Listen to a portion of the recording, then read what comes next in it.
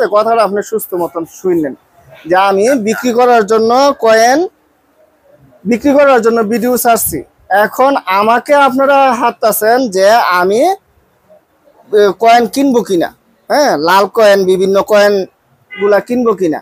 তাহলে আমি তো বিক্রি করার জন্য, আমি তো আর কেনার জন্য ভিডিও ছাড়ি নাই।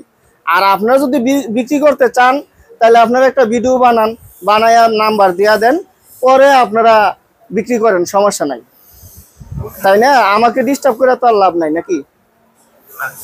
না, আমার কথা আপনি রাগ হচ্ছেন।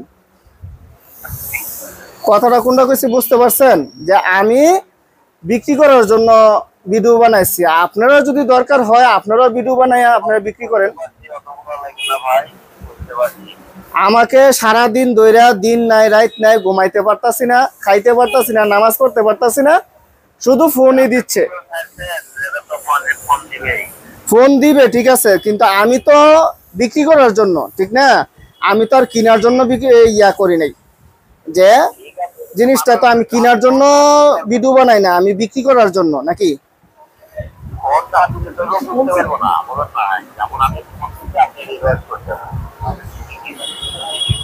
হ্যাঁ, আমি বিক্রি করার জন্য ভিডিও বানাইছি, ঠিক না?